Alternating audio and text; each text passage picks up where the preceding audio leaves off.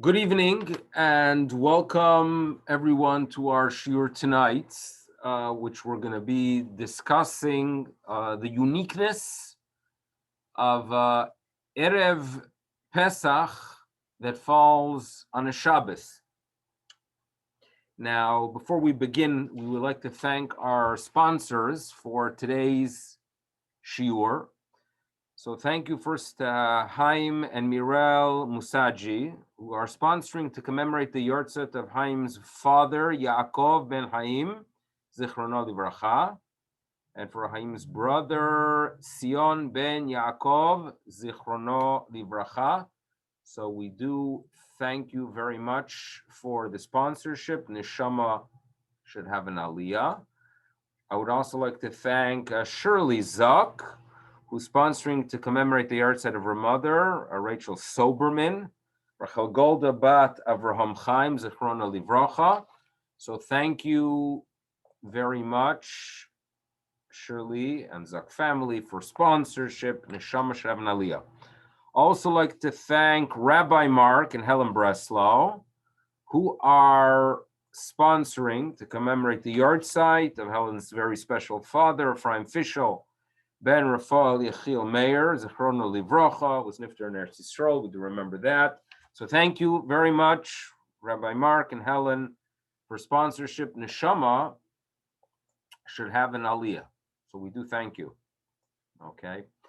Now, there is challenge to practice or to celebrate a Pesach that is different than most years. And I am not referring to COVID, but I'm referring to the fact that a very busy day of Erev Pesach becomes quite different when it falls on a Shabbat. Now, it doesn't happen often. Last time it occurred some 14, perhaps 15 years ago. I don't have a calendar. I'm sure someone could check it up. But I do know very well that last time we had an Erev Pesach on Shabbos, we were living in Memphis. So this goes back, a good 13, 14, 15 years ago. And as a result of the fact that it is not something that occurs every single year, there are things we forget. We forget how to do things. The Talmud actually shares with us an incredible story about this challenge of forgetting how an Erev Pesach is supposed to be when it falls on a Shabbos. We've all heard of Hillel HaZaken, right? Hillel the elder. Hillel was far more than just another rabbi, but he really established the way of how we practice our Judaism in a very healthy way. We take the school of Hillel and we live by it. So the Talmud shares with us that actually he came and reached his role of leadership due to the fact that one year, the Talmud shares with us, Erev Pesach was on a Shabbat, and the rabbis were not sure if the Korban Pesach should be offered on that day or not. Now, it's quite interesting that the rabbis did not know about it, but we are told that the rabbis simply were not aware of this, of the answer. In other words, they weren't sure if the Korban Pesach should be offered on an Erev Pesach, that is Shabbat. So they turned to Hillel, and Hillel was the one that guided them and said, you know what? It is no different than the daily sacrifice. The daily sacrifice is offered even on Shabbat. The Korban Pesach is no different. Okay, so there's a struggle among authorities and commentators. How on earth is it possible that the rabbis did not know? So many traditional commentators argue that obviously they did know, but perhaps they didn't know a source. There are some historians that take the approach that there was a period of time during the Second Temple period that the calendar was controlled by the Sadducees.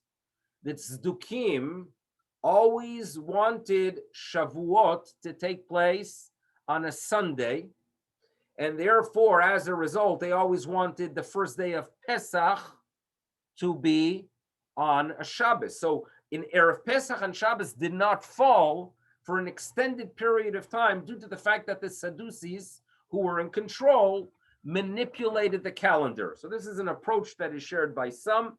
And as a result, when eventually the Pharisees, the Pushim, the rabbis regained control, and you had that the change in calendar the way we have it, then they had this question. So obviously it's not what we're going to be addressing today, but it does give us an indication that we face a little bit of a challenge. How do we do things when Erev Pesach is on Shabbat? And that's what we want to walk through tonight. This is what we want to discuss tonight. And hopefully it will give us a little bit of clarity early on. We have a couple weeks. We have 3 weeks until we enter into that day. So what I would like to do is to break up our discussion into Thursday, Friday, and Shabbat. Due to the fact that Erev Pesach is on Shabbat, there are some things we're going to be already doing on Thursday. Other things we're going to be doing on Friday. Now remember, the Thursday is the 12th of Nisan. Friday is the 13th. And then obviously we're going to have to know how to do things on the 14th of Nisan Shabbat. Thursday, Friday, and Saturday. That's how we're going to go ahead and work through this material.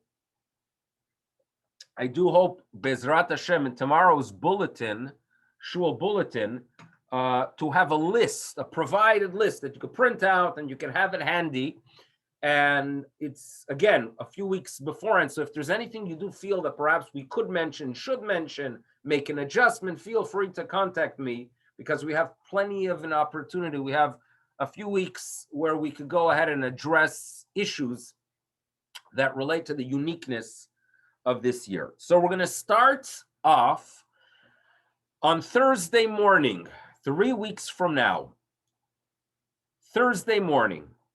And what we're going to talk about is Ta'anit Bechorot. Ta'anit Bechorot. In other words, there's a tradition, it's not in the Talmud, but it is in quite early sources, that for whatever reason, if you are a firstborn, on Erev Pesach, you fast. This is what we are told. Why? Why is there such a practice? So the traditional approach is that, listen, on Erev Pesach, you commemorate the events of the Exodus. For the firstborns, the Egyptians lost their firstborns. So obviously, for the Jewish people, it's a time to remember that, listen, if you are a Bechor, you had merits that protected you during that period of time. So perhaps to go ahead and re-enter into that mode of having merits, you fast.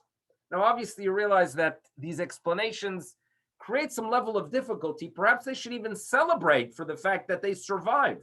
There was actually one Hasidic Rebbe who argued that the earliest source of this idea of Bechorot Mit'anin, perhaps in its original form, was actually that the Bechorot Mit'angim, Lashon Oneg, that they should have a pleasure on Erev Pesach. They should be happy. In other words, they should celebrate the fact that they're born Jewish and not born Egyptian.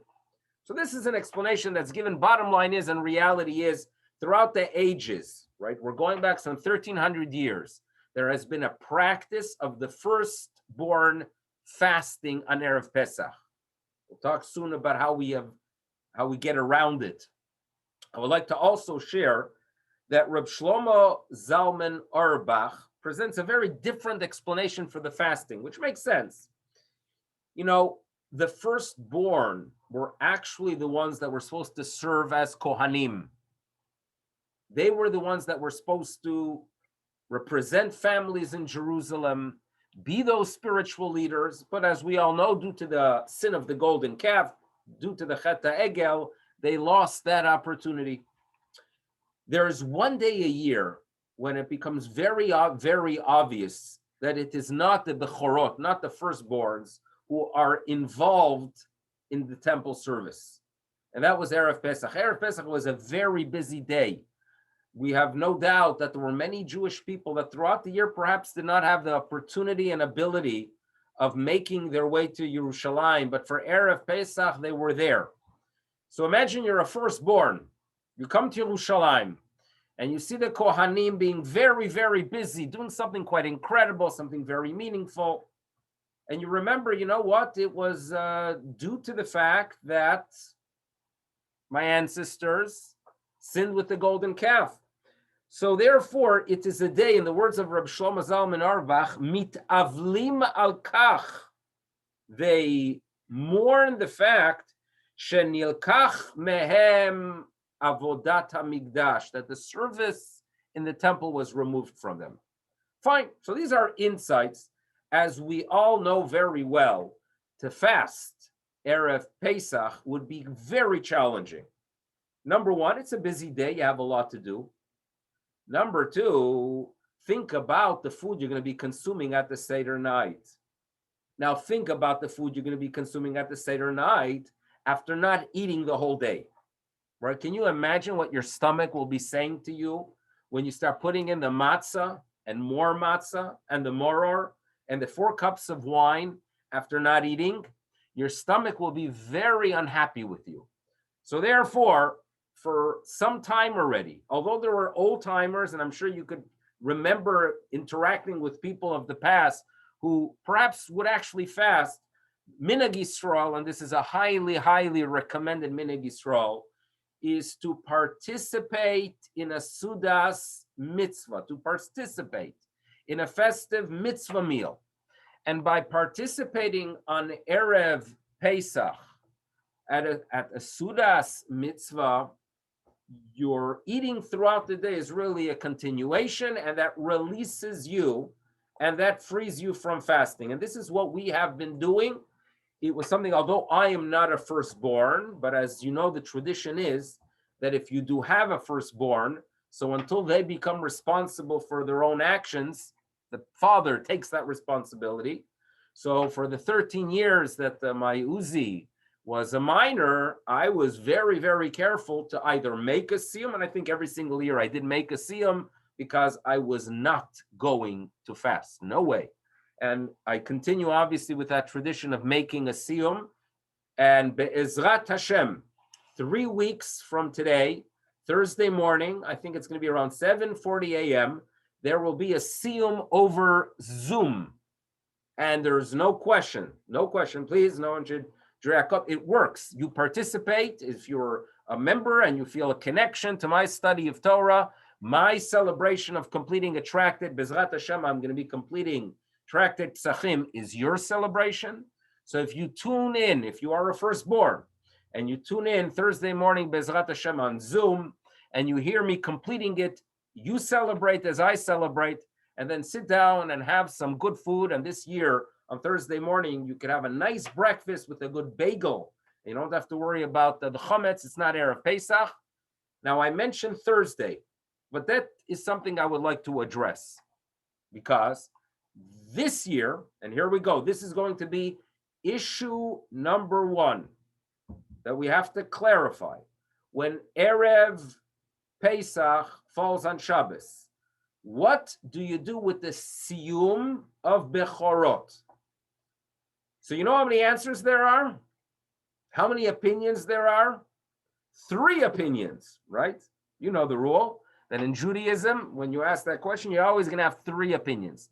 So therefore, regarding this year, there are 3 opinions. Are you ready for them? Opinion number one is of a rabbi. His name was Rabbi Yehuda Landau, Rabbi Landau, 15th century authority, author of the Agor. And he says the following: you should know, when Erev Pesach falls on Shabbos, obviously there's no fasting on Shabbos. Since there's no fasting on Shabbos, no Ta'anit Bechorot at all. So that's opinion number 1, that the whole idea, poof, vanishes this year. That's opinion number 1. Opinion number two, which is what we follow, is the opinion of the Trumas Hadeshen, again, a 15th century authority. And he says, listen, you can't have the fast day on Shabbat. You don't fast on a Shabbat. You do not go ahead and establish a fast day on Friday because it is inappropriate to walk into Shabbos with the discomfort of being starving. So therefore, it is done on Thursday.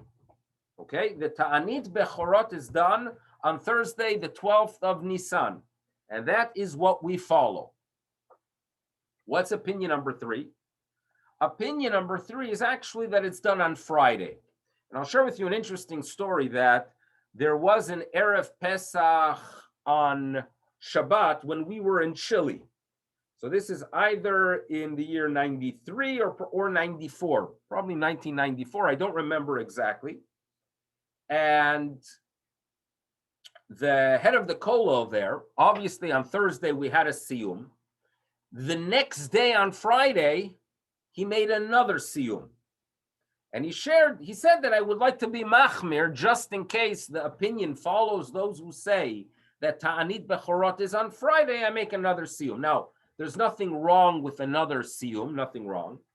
But Ramosha Feinstein notes that there is no need for that stringency. In other words, we're not doing it here. I apologize to the Machmirim. We are not having another siyum Friday morning. Because Ramosha says there's no need. Because he notes, number one, there are great authorities who believe that this year there is no Ta'anit Bechorot at all. Minhag Yisrael is to do it on Thursday. So on Thursday we'll have a siyum. But after that, we don't need anything more. So that addresses issue number one. When do you have this year Ta'anit Bechorot? Thursday, the 12th of Nisan. Okay? Now, continuing with Thursday, usually Bdikat Chametz is on the eve of the 14th, not doable on Shabbat. So therefore, this year, the Bdikat Chametz that we do is on the eve of the 13th, on Thursday night. Okay, Botkin Leil Shlosha Asar. Simple. After you finish checking, you nullify like any other year. You go ahead and guard those 10 pieces of pita of bread or whatever you do use like any other year. And then we enter into Friday. So Thursday, two things to keep in mind. The Siyum and Bdikat Chametz. Come Friday, now think about it. On Friday, technically, you could eat chametz all day. No question about it. It's 100% permissible. Nevertheless, Rashi, many, many years ago, made a recommendation that for those of us who burn our chametz, it would be appropriate to burn the chametz the same time you would burn it any other year. In other words, when do we burn the chametz Erev Pesach? It's in the morning, right? We don't do it afternoon.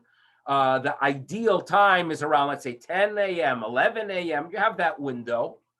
So therefore, notes Rashi, there's a benefit this year to burn it at the same time, even though it is not Erev Pesach, even though it's not the 14th of Nisan, burn it nevertheless on Friday the 13th, the same time you would burn it any other year.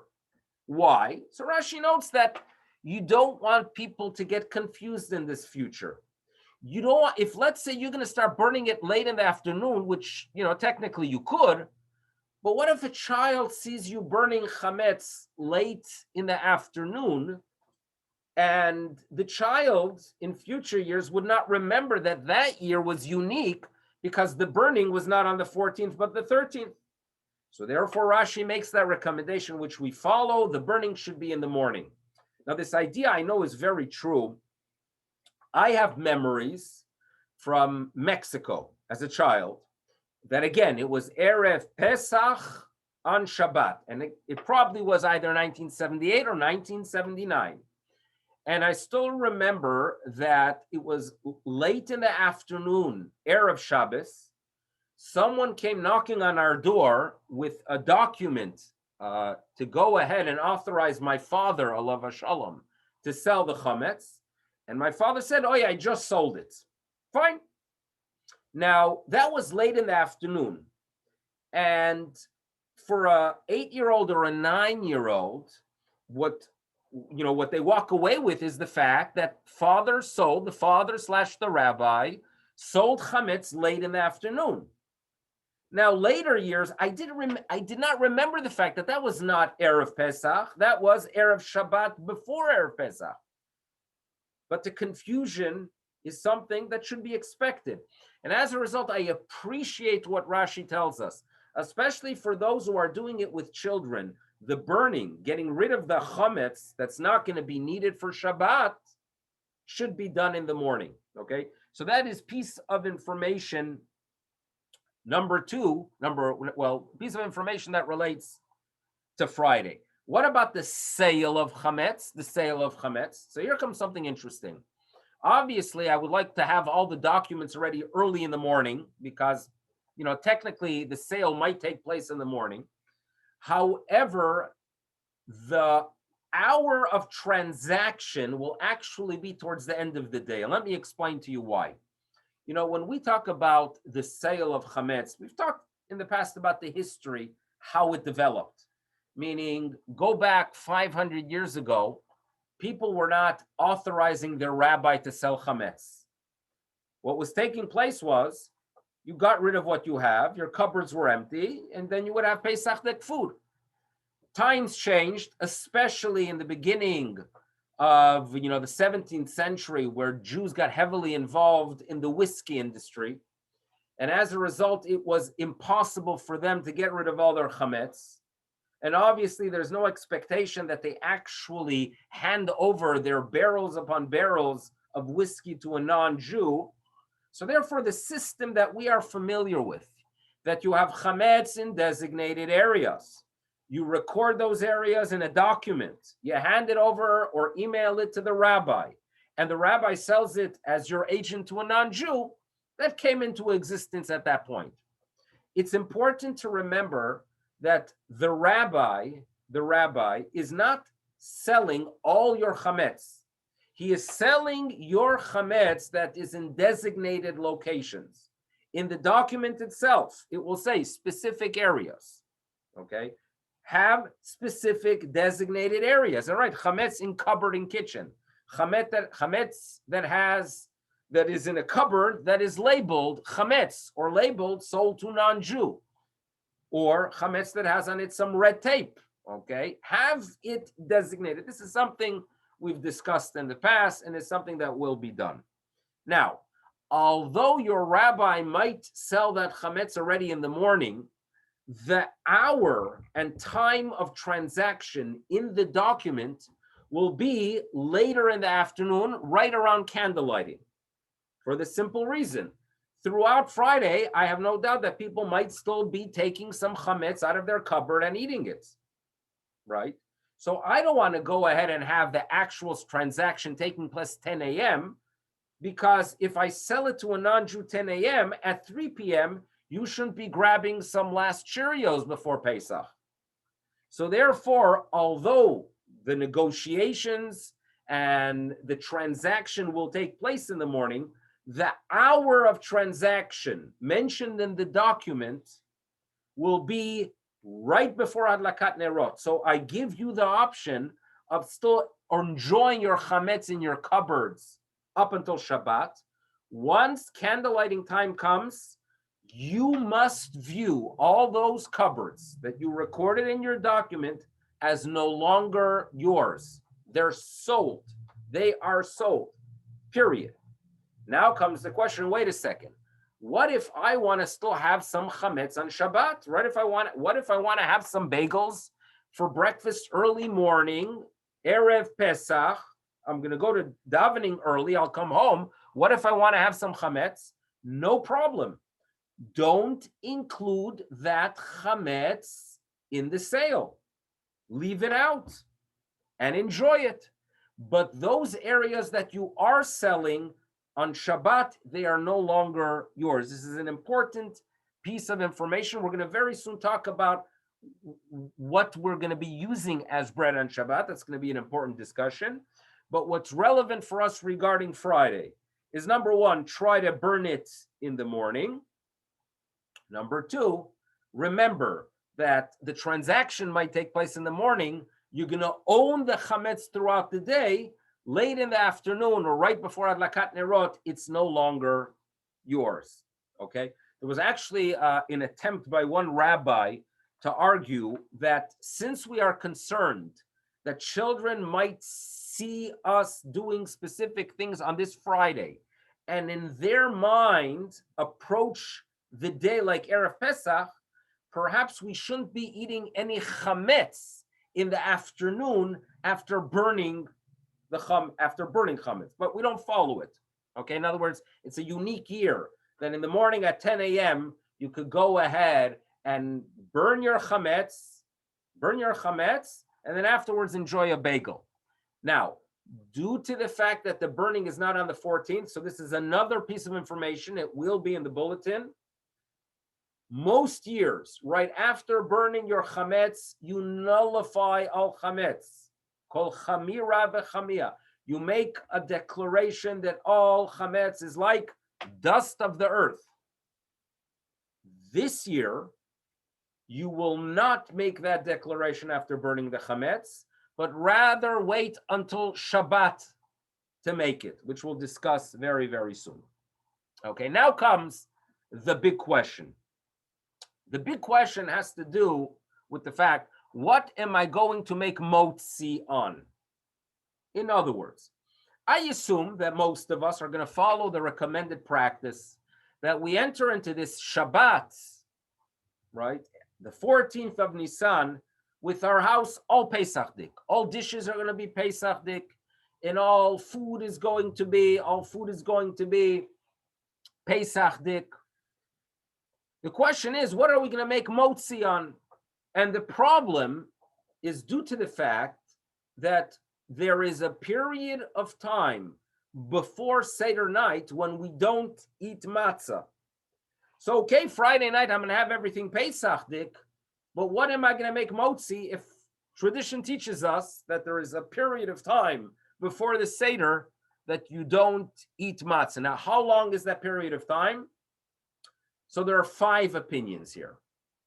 5 opinions, and you could put yourself in most of them. I think we could find people following many of the practices, almost all. Let's go through them briefly. There are people that do not eat matzah that could be used for the Seder night. There are people who do not eat matzah that is usable for the Seder night for 30 days before Pesach. 30 days, no matzah. There is such a minhag. Minhag number 2, there are people who do not eat matzah that could be used for the Seder night, starting Rosh Chodesh Nisan, okay, 2 weeks before Pesach. Then there are those, and this is already more halachic, that starting the 14th of Nisan, 24 hours before the Seder, no matzah that could be used for this Seder night. Okay? Opinion number 4. There are those who say that this prohibition only applies from dawn Erev Pesach. So for example, according to opinion 4, this year, Friday night, you could still eat matzah that you would use for the Seder, and it's only an issue for the daytime meal.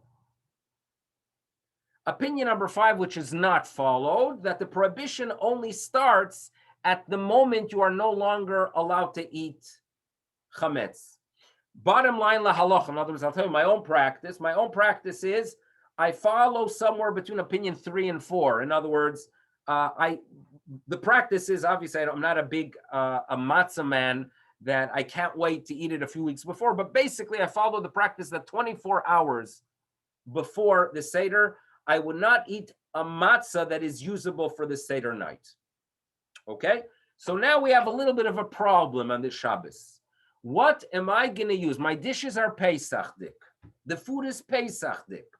Okay? And the question is going to be, what am I going to be using for my motzi? One option is the following. Yes, the dishes are Pesach, but you could still eat chametz. So you can make a motzi on a plastic bag or eat it over the floor and sweep it up afterwards and eat your motzi. Yes, you won't be able to dip your motzi into your dishes and into your soup, but you could still make motzi with bread. That works obviously Friday night, and it works as well Shabbos morning, as long as you have your meal before 11:19 a.m. And that's very doable. We're going to have here Shachris at 7:30. We'll finish by 9. You can get home, or if you're staying home and you're davening at home, that is very doable. And there are many people that have that practice, that they eat actual bread and they just eat it before the specific designated moment. However, there are those that are uncomfortable with it. Imagine if you're in a family with children, or imagine you're panicking. You just spent the past 4 weeks cleaning your house, and all you need is one person, to step on the crumbs. And it's not so much of a halachic issue, but it's an issue of sanity. In other words, people get very, very uptight with their chametz, with their crumbs. So perhaps they won't be comfortable having their actual bread being used in that meal. So the debate that exists in literature relates to egg matzah. Is egg matzah usable? So number one, egg matzah is permissible to use. In other words, there's no issue of you're not supposed to eat matzah Erev Pesach, because the issue of not eating matzah Erev Pesach relates specifically to matzah that could be used for the Seder night. Matzah that you cannot use for the Seder night, matzah ashira, matzah that instead of water they use fruit juice to go ahead and bake it, that is not valid for the Seder night. So therefore, the issue of matzah on Erev Pesach does not apply to egg matzah. Okay? Now, Ashkenazim have a tradition of not eating egg matzah during Pesach. Okay? It's an Ashkenazi tradition based on a concern. It's a minhag. Sephardim don't have that minhag. Ashkenazim in general do. So therefore, if you do choose to make your hamotzei Friday night and Shabbos morning with egg matzah, number one, don't be concerned about the crumbs. In other words, even though there's a minhag not to eat it, it's not going to affect the status of your kalim. Meaning you can have egg matzah on Pesach dishes. No issue at all. Because technically speaking, it's 100% kosher lePesach. It's only a minhag not to eat it. Okay, that's number one. So the other piece of information you have to remember is, due to the fact that Ashkenazim in general don't eat it, so it's highly recommended that by 11:19 a.m. on Shabbat morning, you no longer consume egg matzah. Now, the debate that some have is, wait a second, who says egg matzah is even hamotzi? Maybe it's a bore mine mizonos. And the truth is, if a person takes a little piece of egg matzah and wants to eat it as a snack, it is actually a bore mine mizonos. But when you make it part of a meal, it elevates it into bread. And therefore, Moshe Feinstein gave a green light to use egg matzah for this Shabbos, for the Shabbos of Erev Pesach. It is 100% permissible to use egg matzah. The benefit is you don't have to concern yourself about crumbs. You could actually eat it with the rest of the dishes. There's no issue of it affecting the status of your kelim. So that is a very, very easy option to go ahead and turn to. Use egg matzah Friday night, use egg matzah Shabbos day, and mission accomplished. There's another more complex option if you really want to make your life difficult, and that is the matzah we are not to be eating on Erev Pesach is a matzah that you could use Seder night for the mitzvah of the Seder, for the mitzvah of Leila Seder. The Talmud tells us that if you cook your matzah, it is no longer no longer has that flavor of matzah, and it is not valid for the Seder night. Theoretically, and I don't think you have to try it, but it's an interesting idea. If you take a matzah and drop it into a boiling pot, and it gets a little bit soggy, and then you take it out, you could use that matzah. You could use that matzah on Erev Pesach because it's not one that's used for the Seder night. Okay? Now, I don't think you're going to try it. I think most of us are going to either you go with the egg matzah route, which is simple, it's stress-free, or those who are very traditional and they do remember that, from childhood that they used matzah. I have such memories that we would have all of our food on Pesach dishes, but for the motzi, we would have actual bread, actual challah. What do you do with the leftover challah? So there's an interesting story that I go back to, it was probably 1981, when again, it was an Erev, Pesach and Shabbat, and we had, at the end of the meal, a whole bag of chametz. So my father took us on a walk, and the way my father got rid of that chametz was by breaking it apart and throwing it into the wind. It's actually a Mishnah that one of the ways you could get rid of your chametz is to be mifarer v'zoreh laruach. So my father was doing it. The reason I have memories, I was 11 years old at the time, and my father threw some of the chametz, and it landed on the top of one of the bus stations. They have the bus stations in Yerushalayim. So there was like a cover on top of the bus station, and some of the chametz landed on the top. And there was a Yerushalmi who looked out the window and was able to see that some chametz landed right in front of his window, and he wasn't happy. So he came down, and he approached my father. And I remember them having a lengthy discussion. It was probably a good 20 minutes, 25 minutes, and it was friendly. Let me just tell you the positive. A Chassidish Yid, with the nice payas, and my father who didn't have payas, and they were having a halachic conversation. It's a pity I didn't tune in. Well, maybe as an 11-year-old, I wouldn't have understood all the, the complicated details anyway. But I believe that the Yerushalmi was probably saying, this is not right. I'm going to be seeing chametz during Pesach.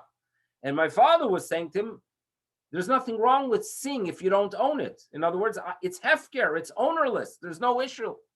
So these are the memories I have of an Erev Pesach on Shabbat and getting rid of your actual chametz. That was the traditional way. Some people flush it down the toilet, right? Sometimes you have to call the plumber afterwards. So there are different ways of dealing with it. I go with the egg matzah. We go with the egg matzah. We like things simple. But for those of you who want to have that last bite of your chametz and you're able to do it and keep the environment calm, you 100% have that option. You have that option. So what you must remember is after you finish eating either your egg matzah or your challah, and the time reaches 11:19 when you are no longer allowed to eat chametz, you nullify it. So the nullification that we usually do after the burning of the chametz, this year you do it Shabbos morning at, as mentioned, after or when you're finished with all your chametz. In egg matzah or chametz, that is what you do. Okay? So that's another piece of information regarding this issue. So egg matzah, egg matzah works. Okay, now on Pesach itself, as mentioned, so a question being asked now, wait a second, if during the week, if I eat some egg matzah as part of a meal, is it a hamotzi or mizonos? If it is a full meal and you use egg matzah, your egg matzah, it's called a kvi asura. You have established a meal. You elevate egg matzah into a motzi. Egg matzah is unique. I snack on a small piece of egg matzah. I would make a boreh minei mezonot. I eat it as part of a whole meal. Let's make this clear. It's a full meal, right? A significant lunch or a significant dinner, and I eat egg matzah, you elevate it to hamotzi. Shabbat, due to its significance, elevates egg matzah, and therefore, as mentioned, you can make without a doubt on your egg matzah hamotzi. Okay, that's what we have. Now, these questions about Erev Pesach and Shabbos and what bread to eat are complex ones for us at home. But imagine you're running a Jewish hospital in Israel, or imagine you are running an army base, right? It's an army base. And while for us outside of Israel, the egg matzah option became the norm, some in Israel are, a little bit less comfortable with it. So I'd like to share with you an interesting story that occurred in 1981 regarding this question of what bread to use. The position of chief rabbi of Yerushalayim has been a very honorable one. And we talked in the past about Rav Tzvi Pesach Frank. I talked about my great uncle, Rav Yitzchak Kolitz. From 1978 to 1982, there was a very well-respected chief rabbi of Yerushalayim, Rabbi Yaakov Betzalel Zolti, Rabbi Zolti. Rabbi Zolti was a big Talmid Chacham. He got chosen as chief rabbi of Yerushalayim, I think it was 78. Respected, wrote halachic tshuvos, a great rabbi. And he came up with a fascinating idea in 1981, how to deal with this question of what should they be using as bread. Now, on the Seder night, we are supposed to eat matzah shmura. Matzah shmura. And every year you hear from me that matzah shmura does not mean round matzah. Nothing to do with the shape. Matzah shmura means that it was baked, it was guarded from an early stage. In other words, that as soon as the wheat was harvested, it was guarded. And it was guarded with intention that the mitzvah of the Seder night be fulfilled with it. Fine. I've also mentioned in the past that all matzah that's kosher lePesach in the marketplace, you go to Sobeys, and they have these 5-pound boxes of matzah, and it says matzahs Yehuda kosher lePesach, and it doesn't say shmura on it. Nevertheless, it is on some level shmura, meaning it's the lower level. I would not recommend that we use it, but the many good Jews who use that matzah for the Seder night are eating a matzah shmura. It's not a shmura from ksira, it's not a shmura from harvest, but at least when it was kneaded and baked, it was obviously shmura. That too works for the Seder night on some level. So again, not recommended. I recommend everyone you use matzah shmura mishat ksira. That's recommended. Round, square makes no difference at all. As I've mentioned in the past, I know some good people who use machine shmura for the Seder night. No question. But all kosher lePesach matzah is on some level matzah shmura. Now, as a result of the fact that even your matzot Yehuda or any matzot that you buy that are kosher lePesach are technically on some level shmura, on Erev Pesach, you don't eat them. You don't eat them on Erev Pesach because the prohibition of eating matzah Erev Pesach applies to even that which is a low-level shmura. Fine? Okay, that's information that we know. Comes Rabbi Zolti and he says the following. He came up with this fascinating idea. There should be a run of baked matzos. Okay, baked matzos.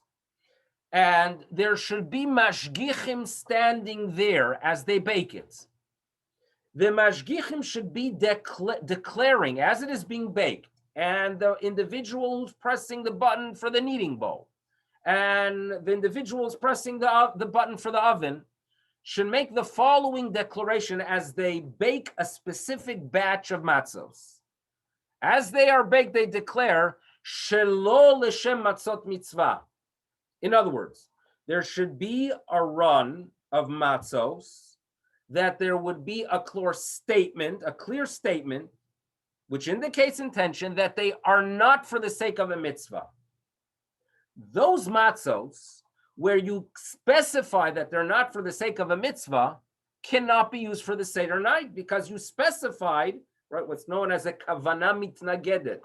There was intention against the status. So those matzos cannot be used for the Seder night because they were not baked lishma. Since they were not baked lishma, since they are not matzos shmura on any level, they're not shmura from the time of harvest, and when they were needed, remember, the idea of shmura is that there was intention that with this product, you're going to fulfill a mitzvah. They had intention against fulfilling a mitzvah with that product.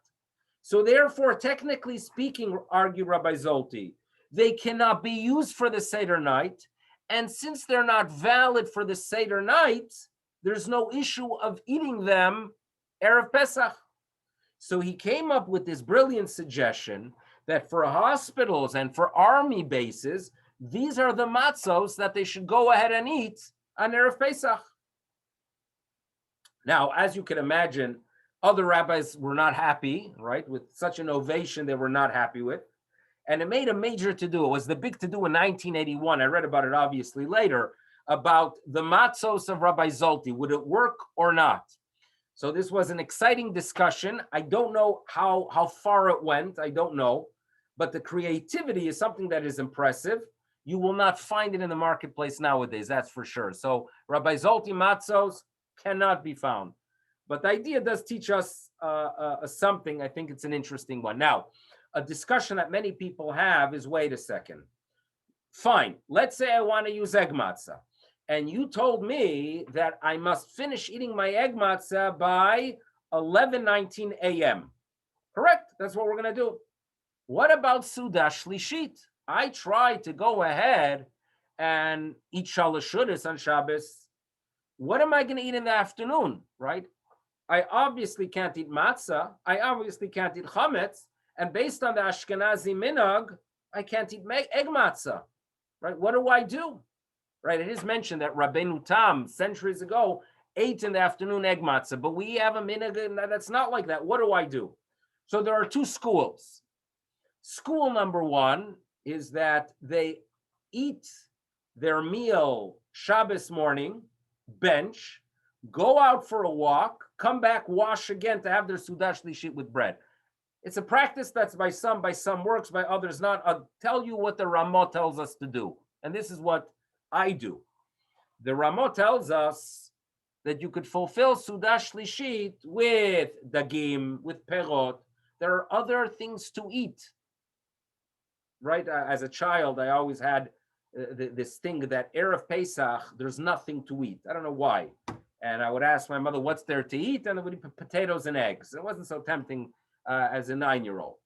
But there are things to eat. Baruch Hashem, there's fruit, there's fish. I probably could get some herring. And what you also have to remember, although there is a practice of not eating matzah on Erev Pesach, and that does include cookies that were made with matzah meal, it does not include it does not include a cooked matzah. And therefore, matzah balls that are made with matzah meal, since they are cooked, once they are cooked, they obviously cannot be used for the Seder night as a matzah. You could eat them on Erev Pesach. So another option for Seudah Shlishit is knedels. So I think we have here a whole meal, fruit, vegetables, fish, knedels. I'm not worried about my shalashudas, or if you could tolerate macaroons. Obviously, there'll be prunes for Pesach, but I'm not so worried about my Seudah Shlishit. I will figure out what to eat. What I must remember is the fact that the Talmud wants us to have an appetite for the Seder night. So any Seudah Shlishit you have, be sure to finish it by around 4 p.m., a little bit after perhaps. In other words, late in the afternoon Erev Pesach, one should not eat. You don't eat. because you're supposed to have an appetite for the Seder. Okay. Now let's go through a few brief questions that were asked here. What egg matzah? Okay, we good. Can you use egg matzah for Sudash Lishit? That was a question. So bottom line is, if you have your Sudash Lishit before 11:19 a.m., yes.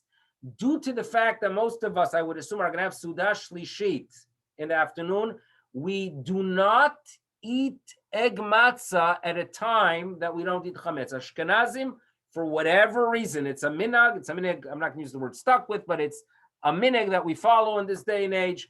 No egg matzah after 11:19 a.m. So we'll have to think of other ideas for Sudash Lishit.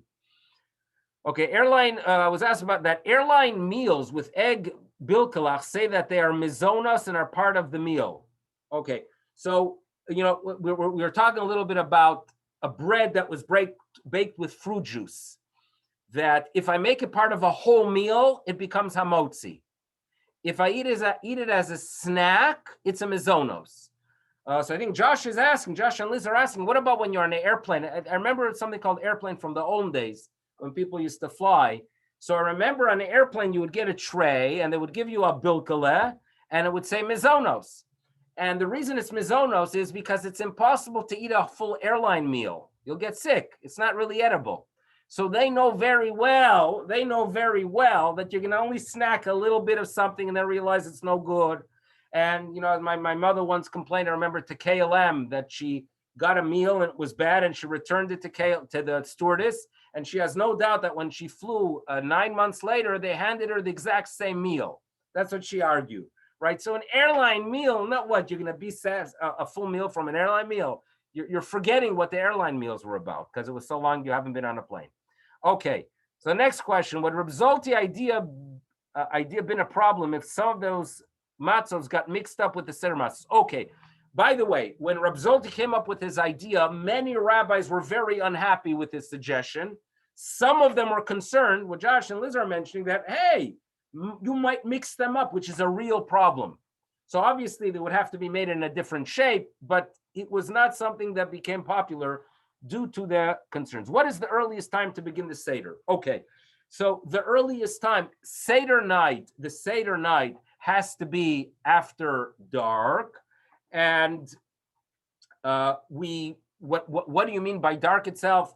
So ideally, it should be 45 minutes after sunset. I don't have the times in front of me. It will be in the bulletin. In case of need, you could start it probably already 33 minutes after sunset. In other words, if there's a situation that it would be too much of a delay, 33 minutes after sunset, you could go ahead and start your Seder. So I don't have the times in front of me, but that's what we have for now. Okay. Matzah bagels. Okay. I don't know exactly how matzah bagels are made. I don't know. So I would have to look into that a little bit more. That's an interesting question. What about matzah bagels that are sold at Sobeys? Are they at the same level as egg matzah? We would have to know a little bit more about the process. I don't know. Does it sound tempting or not? I don't know. I would have to look into it. I really don't. It's a good question, a very good question that I don't know.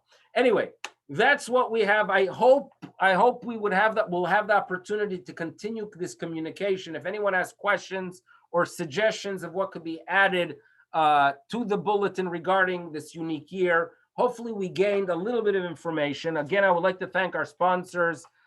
Thank you again to the Breslows. Thank you to Shirley Zuck. Thank you to Chaim and Mirel. Neshama should have an aliyah from our Divrei Torah. It should be a good season, and may we prepare for Pesach and for the Geula in a very positive way.